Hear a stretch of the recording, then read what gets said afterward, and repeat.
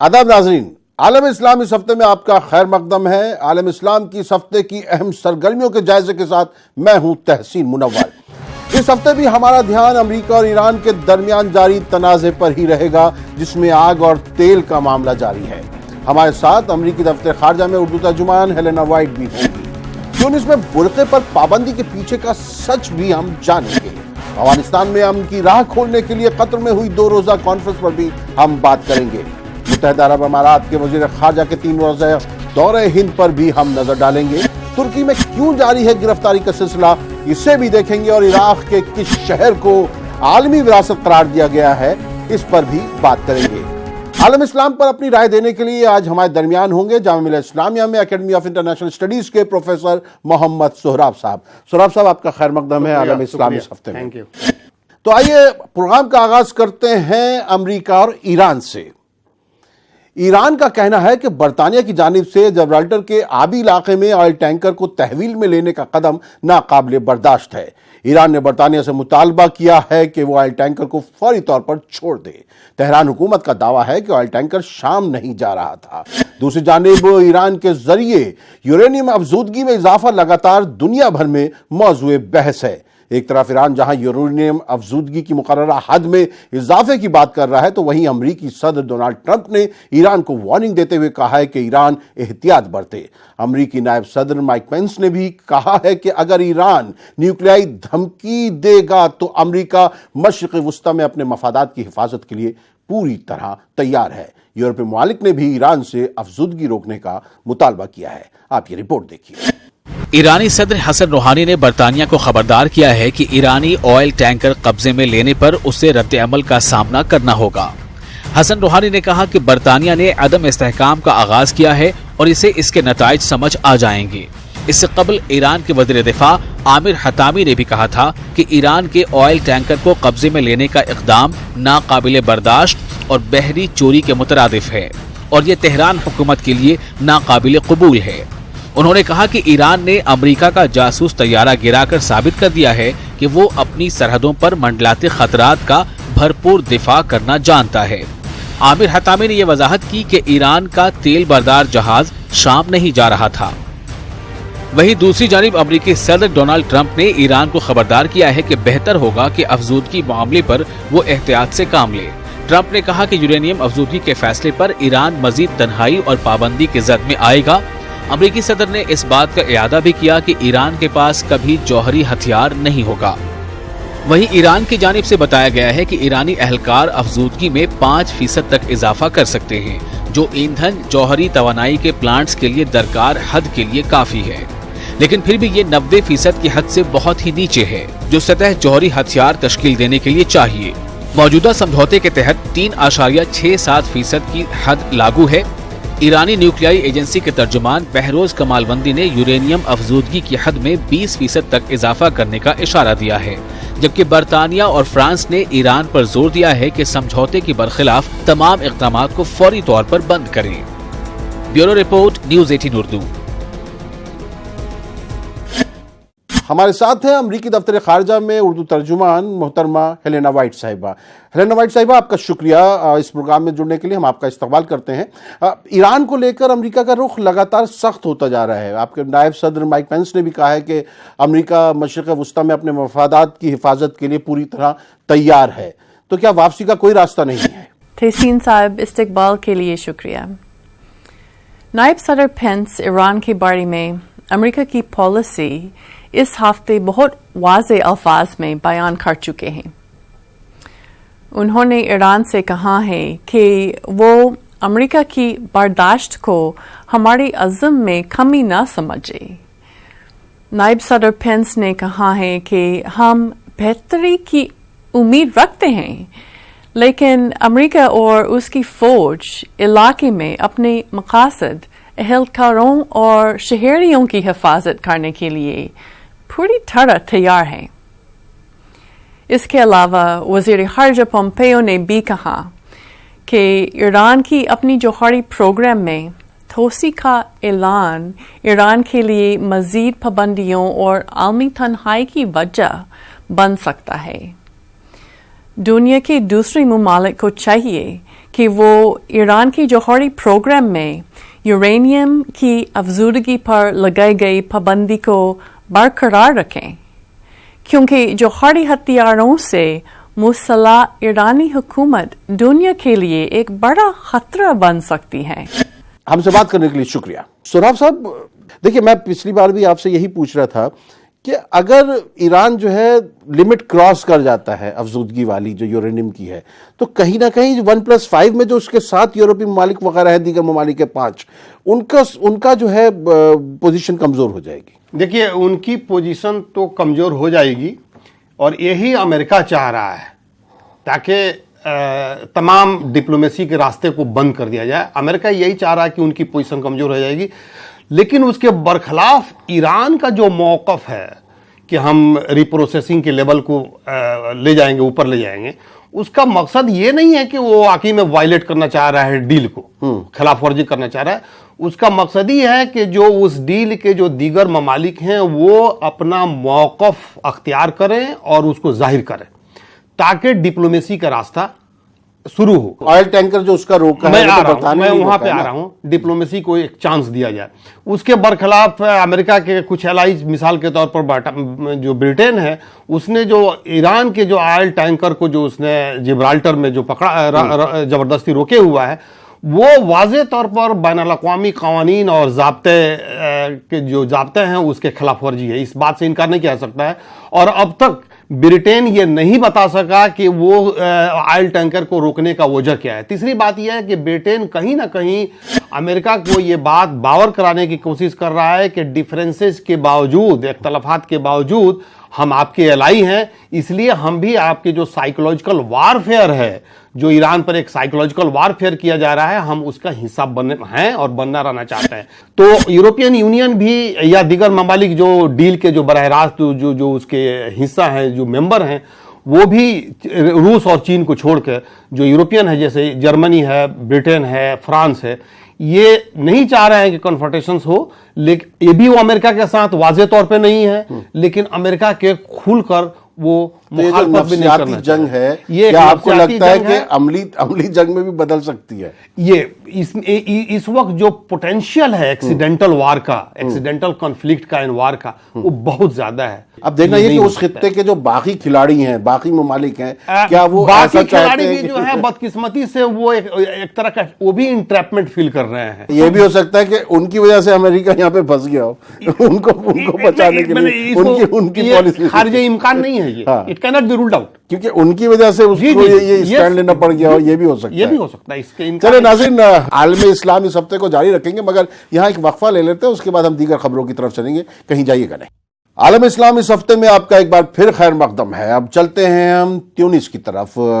برقع پر پابندی کئی یورپی ممالک میں بھی لگی ہے، اور ہم یہاں پر بھی اس طرح کے شور سنتے رہتے ہیں، لیکن شمالی افریقی ملک تیونس میں عوامی مقامات پر خواتین کے نقاب لگانے پر پابندی عائد کر دی گئی ہے۔ بتایا جاتا ہے کہ تیونس کی حکومت نے سیکورٹی کے پیش نظر یہ فیصلہ لیا ہے۔ آپ دیکھیے خبر۔ تیونس میں حال ہی میں ہوئے خودکش حملوں کے بعد عوامی مقامات پر خواتین کے نقاب لگانے پر پابندی عائد کر دی گئی ہے۔ تیونس کے وزیر اعظم یوسف شاہد نے سرکاری سرکولر پر دستخط کر دیے ہیں، جس کے تحت عوامی انتظامیہ اور اداروں کے دفاتر میں خواتین کے چہرہ چھپا کر داخل ہونے پر پابندی عائد کر دی گئی ہے۔ سرکاری حکم نامے کے مطابق کسی بھی خاتون کو دفتر، تعلیمی ادارے یا پھر شاپنگ مال وغیرہ میں چہرہ ڈھانپنے کی اجازت نہیں ہوگی۔ حکومت نے یہ قدم سیکیورٹی خدشات کے پیش نظر اٹھایا۔ خیال رہے کہ 27 جون کو تیونس میں 2 خودکش دھماکے ہوئے تھے، جس کے نتیجے میں 2 افراد ہلاک اور 7 زخمی ہو گئے تھے۔ خودکش حملوں کے بعض عینی شاہدین نے دعویٰ کیا تھا کہ حملاور نے اپنا چہرہ ڈھانپ رکھا تھا، تاہم تیونس کے وزیر داخلہ نے عینی شاہدین کے موقف کی تردید کرتے ہوئے کہا تھا کہ حملاور نے اپنے آپ کو دھماکے سے اس لیے اڑا لیا تاکہ اسے کوئی پکڑ نہ سکے۔ واضح ہے کہ وزارت داخلہ نے فروری 2014 میں انسداد دہشت گردی کے لیے اقدامات کرتے ہوئے پولیس کو نقاب پہننے والی خواتین پر خصوصی نظر رکھنے کی ہدایت جاری کی تھی تاکہ اس کا غلط استعمال نہ ہو سکے۔ تیونس لیگ برائے دفاع انسانی حقوق کا کہنا ہے کہ یہ پابندی عارضی ہے۔ تنظیم کے صدر جمال مسلم نے کہا کہ ہم لباس کی آزادی کے حق میں ہیں، تاہم موجودہ صورتحال اور دہشت گردی کے خدشات کے پیش نظر ट्यूनिस और पूरे खत्ते में इस फैसले की वजह हमें नजर आती है। उन्होंने मजीद कहा कि ट्यूनिस में सिक्योरिटी की सूरत हाल बेहतर होते ही इस पाबंदी का खात्मा कर दिया जाएगा। और तलब है कि बरतानिया, अफ्रीका और बाज एशियाई ममालिक में खवातीन के अवामी मुकामात पर नकाब लगाने पर पाबंदी आयद है, जिसे इंसानी हुकूक की तंजीमों ने मजहबी और शख्सी आज़ादी के मुनाफी करार दिया है। Bureau report, news 18 Urdu. Sohrab साहब, वहाँ के वज़ीर-ए-आज़म, उनके कहने थे जून में जो बम धमाके वगैरह हुए तो उसके बाद इस तरह के सरकारी इमारतों के लिए ही ये कदम उठाया गया है, तो क्या ये आगे और बढ़ सकता है, इसको दीगर इमारतों के लिए भी इसको किया जाएगा? दो पर्सपेक्टिव है, दो पस मंजर है, नजरिया है। एक स्टेट पर्सपेक्टिव है और एक डेमोक्रेटिक पर्सपेक्टिव है। मैं दोनों में डायरेक्ट क्लैश देख रहा हूं।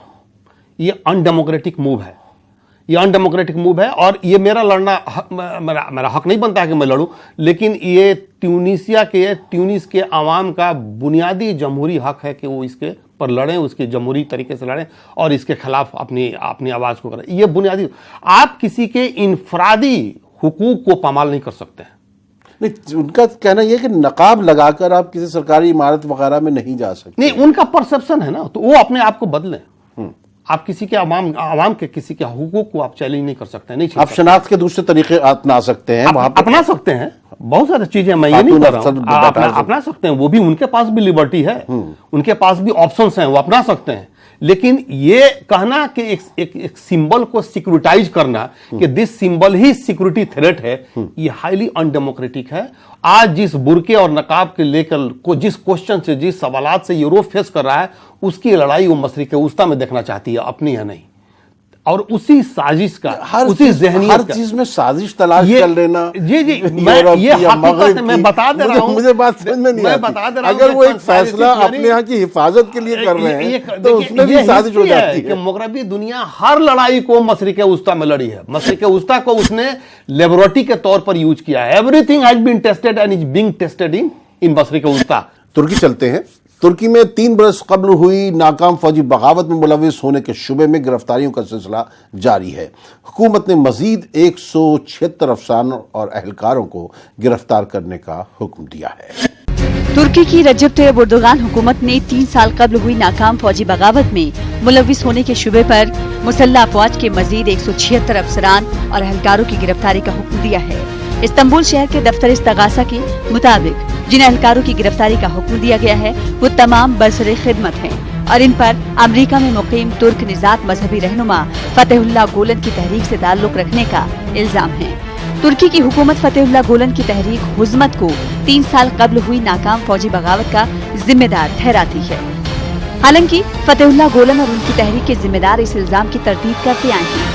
तुर्क हुकूमत 15 जुलाई 2016 को हुई नाकाम बगावत के बाद से अब तक हुज़मत से ताल्लुक के शुबे में 1.5 लाख से ज्यादा फौजी और सरकारी मुलाजमीन को नौकरियों से बरतरफ कर चुकी है, जबकि 77,000 अफराद गिरफ्तार हैं और मुकदमात का सामना कर रहे हैं। नाकाम बगावत में मुलविस मुलजमीन की निशानदही और उनके खिलाफ कानूनी चाराजोई का सिलसिला 3 साल बाद भी जारी है, जिसे इंसानी हुकूक के बैनुल-अक़वामी इदारे और तुर्क हिज़्ब इख्तिलाफ हुकूमत की इंतकामी कार्रवाई करार देते हैं। इस्तगासा के बयान के मुताबिक जिन अफराद की गिरफ्तारी के अहकाम जारी किए गए हैं उनमें तुर्क फौज के 1 कर्नल, 2 लेफ्टिनेंट कर्नल, 5 मेजर, 7 कप्तान और 100 लेफ्टिनेंट शामिल हैं। बयान के मुताबिक मुकदमात का सामना करने वाले इन अफसरान का ताल्लुक तुर्क फौज की तीनों शाखों बर्री, बहरिया और फिजाइया से है।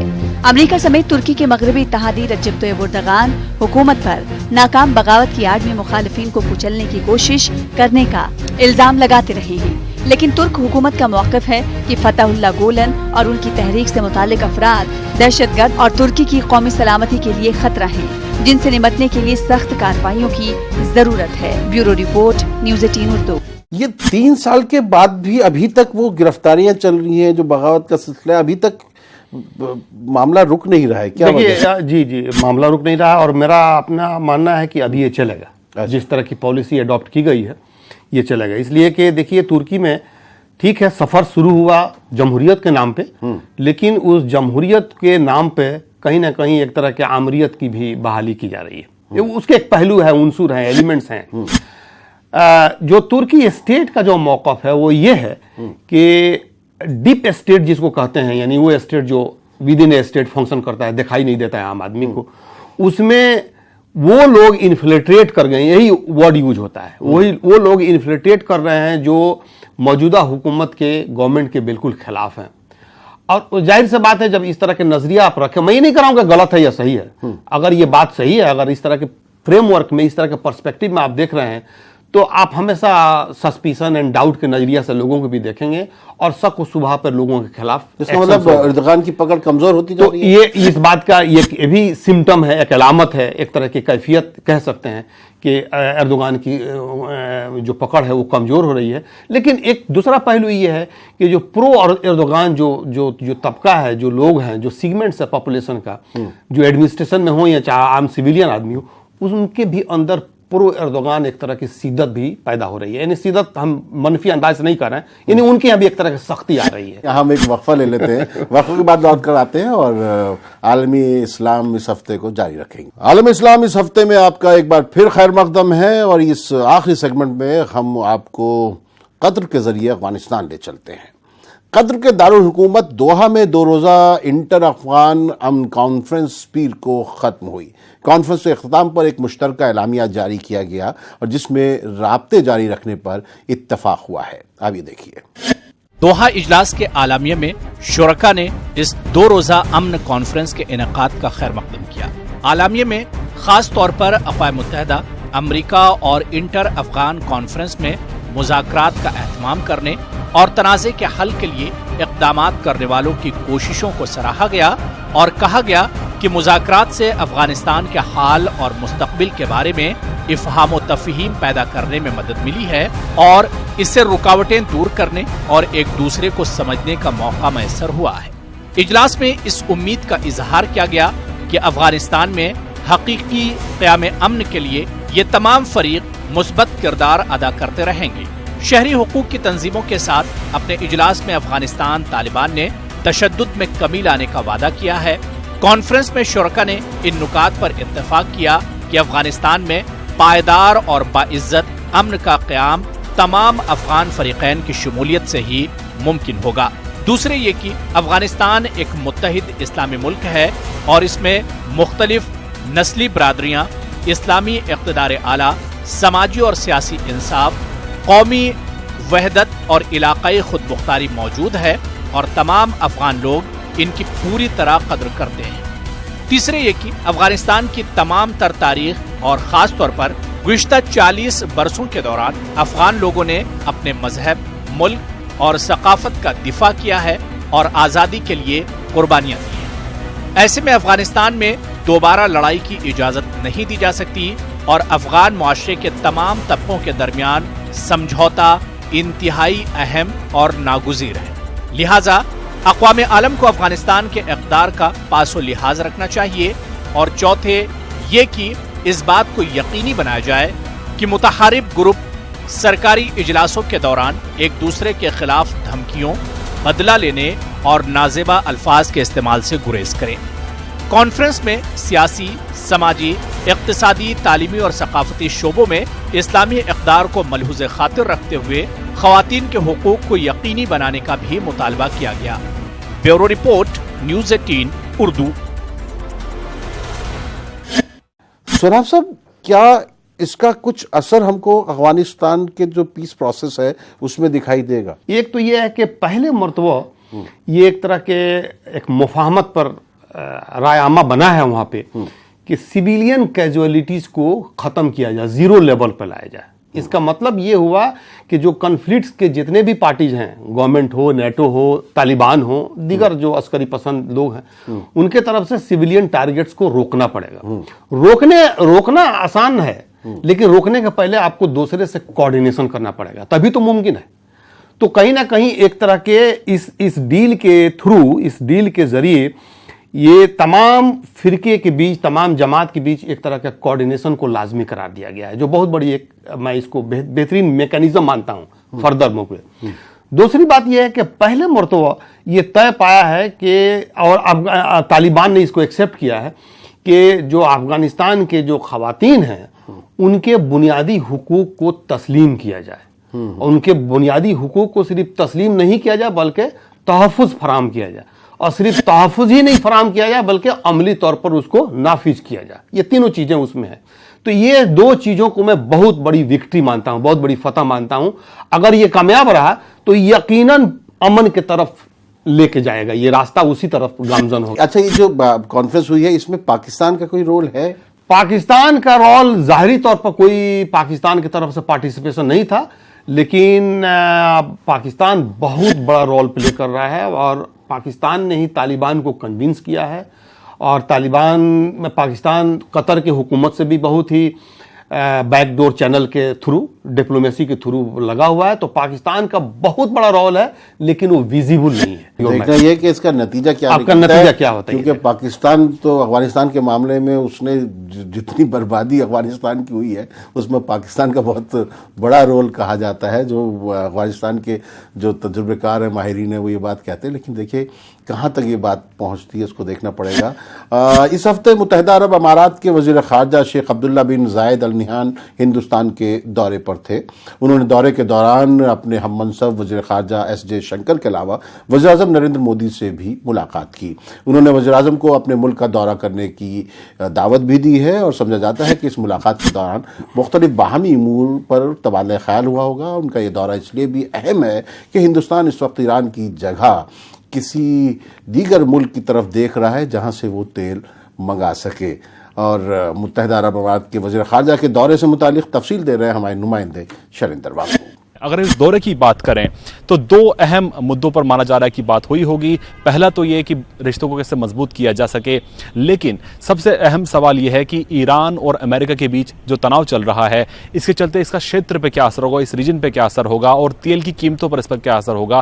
مانا جا رہا ہے کہ اس مدے پر بات ہوئی ہوگی. آپ کو بتا دیں کہ جو یو اے ای ہے وہ بھارت کا 4th لارجسٹ انرجی ایکسپورٹر ہے. مان لیجئے کہ اگر بھارت امپورٹ کراتا ہے آئل تو چوتھے نمبر پر یو اے ای ہے وہ دیش جو کہ بھارت کو آئل سپلائی کرتا ہے. تو ایسے میں جب ایران سے بھارت نے تیل لینا بند کر دیا ہے تو ایسے میں یو اے ای سے جو تیل ہے اس کو کس طرح سے آگے بڑھایا جائے, زیادہ ایکسپورٹ کرایا جا سکے یو اے ای سے. مانا جا رہا ہے کہ اس پر بات ہوئی ہوگی. اور وہیں ساتھ ہی ساتھ بھارت یہ بھی چاہتا ہے کہ اس ریجن میں شانتی بنی رہے, کیونکہ اگر ریجن میں شانتی نہیں بنتی ہے اور تیل کی قیمتیں اگر اوپر جاتی ہیں تو اس کا سیدھا اثر بھارت کی اکانومی پر ہوگا جو زیادہ تر اپنا تیل امپورٹ کراتا ہے.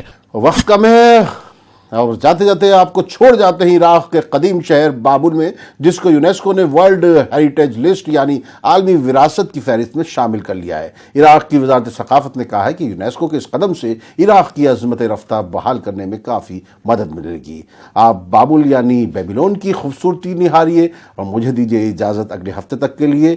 اگلے ہفتے پھر عالم اسلام کی سرگرمیوں کے ساتھ حاضر ہوں گے. تب تک خبردار رہیے, بیدار رہیے. بہت بہت شکریہ سوراب صاحب ہمارے ساتھ شامل ہونے کے لیے. شکریہ. آداب.